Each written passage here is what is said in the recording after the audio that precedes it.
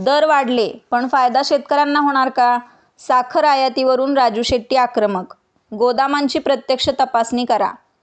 साखरेच्या दरात वाढ होत असताना त्याचा थेट फायदा ऊस उत्पादक शेतकऱ्यांना झाला असता तर आनंद झाला असता.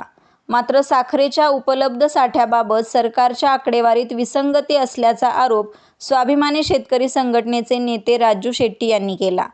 साखरेच्या वाढलेल्या दरांमागील नेमकी कारणे शोधण्यासाठी देशातील साखर कारखाने आणि गोदामांची प्रत्यक्ष तपासणी करावी अशी मागणी त्यांनी केली.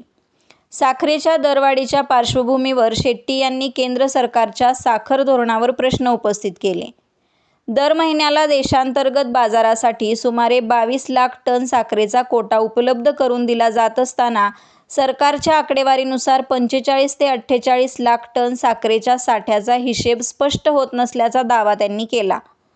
साखर आयातीच्या निर्णयावर सवाल. केंद्र सरकारने 10 लाख टन साखर आयात करण्यास परवानगी दिली आहे. ऑक्टोबरमध्ये आयात केलेली साखर देशात येण्याची शक्यता असून त्याच काळात नवीन गाळप हंगाम सुरू होणार आहे. त्यामुळे बाजारात साखरेचा पुरवठा वाढल्यास दर घसरण्याची शक्यता आहे. अशा परिस्थितीत सध्याच्या दरवाढीचा खरा फायदा ऊस उत्पादक शेतकऱ्यांना मिळणार का, असा सवाल शेट्टी यांनी उपस्थित केला. साखरेचा साठा रोखून ठेवून दर वाढल्यानंतर बाजारात साखर आणली जात असल्याचा आरोपही त्यांनी केला. काही कारखान्यांनी साखर विक्रीसाठी निविदा काढल्या, मात्र प्रत्यक्ष विक्री झाली नसल्याचे सांगत या संपूर्ण व्यवहाराची चौकशी करण्याची मागणी त्यांनी केली. साखर गोदामांची प्रत्यक्ष तपासणी करा. देशात साखरेची कमतरता भासण्याची परिस्थिती सरकारी आकडेवारीवरून दिसत नसल्याचे शेट्टी यांनी सांगितले. त्यामुळे केवळ कागदोपत्री आकडेवारीवर विश्वास न ठेवता साखर कारखाने आणि गोदामांमध्ये प्रत्यक्ष किती साठा आहे याची तपासणी करावी अशी मागणी त्यांनी केली.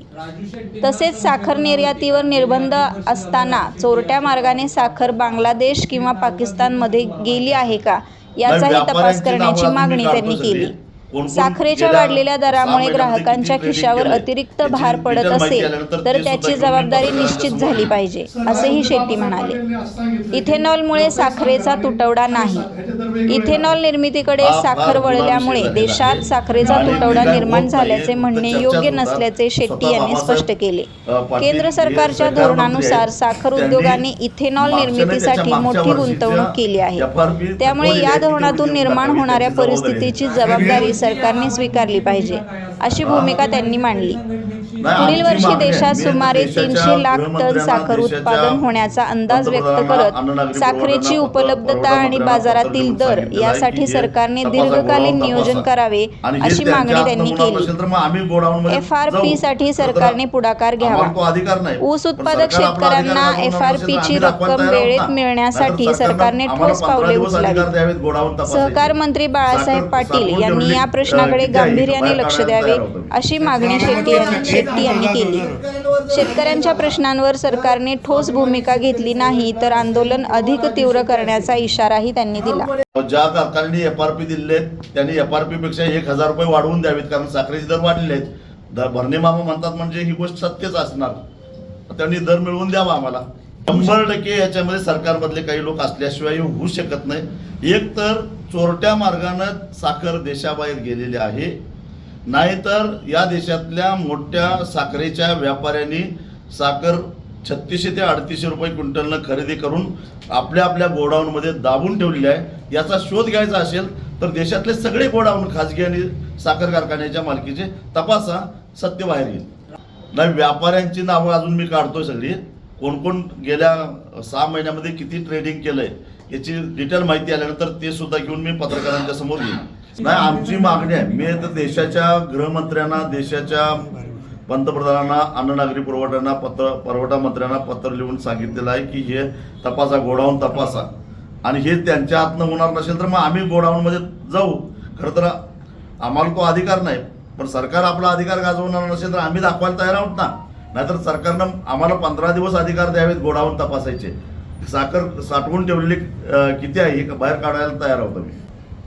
देशाचे कृषी मंत्री हे कृषी मंत्री आहेत काय त्यांनाच विचारावं लागेल, कारण तेच कदाचित विसरले असतील. कारण शेतकऱ्यांच्यावर एवढे सारे प्रश्न शेतकऱ्यांचे तयार झाले, पण या कृषी मंत्र्यांचं कुठंच अस्तित्व दिसून आलं नाही.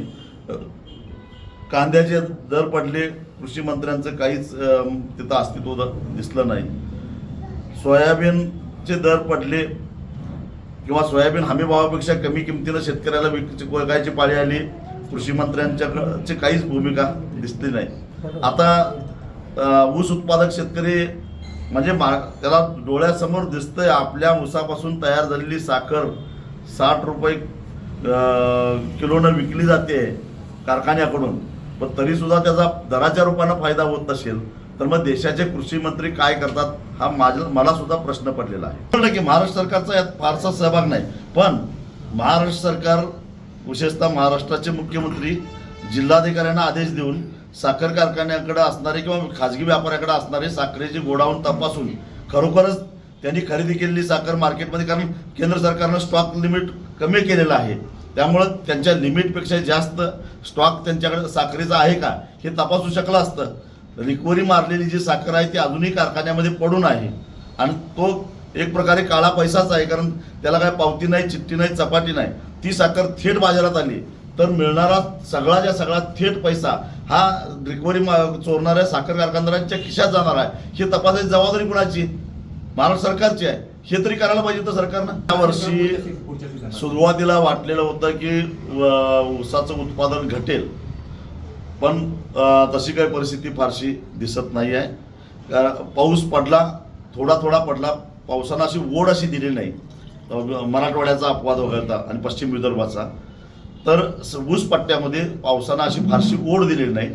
उलट ऊसाच्या वाढीला पोषक अशा प्रकारचं वातावरण सध्या तरी आहे. अजून 2 महिने कसं राहणार आहे मला माहिती नाही, परंतु सध्या तरी पीक पाणी पाहता की यावर्षी संपूर्ण देशामध्ये 300 लाख टनाच्या पुढं साखरेचं उत्पादन व्हायला काहीच अडचण नाही. त्यामुळे पुढच्या वर्षी तरी कमीत कमी देशामध्ये साखरेची टंचाई भासायचं काय. ह्या साखरेच्या दरवाढीच्या नियंत्रणाला जर का सरकार कमी पडतंय असं वाटलं, कारण सरकारकडून अजूनही प्रतिक्रिया उमटत नाही आहे. गेले 4 दिवस आम्ही सातत्यानं हे सगळं मांडतोय, परंतु केंद्र सरकारकडून काही प्रतिक्रिया उमटायला तयार नाही. आणि व्यापाऱ्यांचे फक्त स्टॉक लिमिट कमी केलं, याच्या पलीकडे त्यांनी काही केलेलं नाही.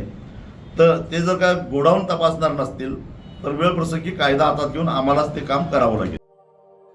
अशाच नवनवीन बातम्या पाहण्यासाठी बारामती वार्तापत्र चॅनलला लाईक करा, शेअर करा, सबस्क्राईब करा आणि बेल आयकॉन प्रेस करा.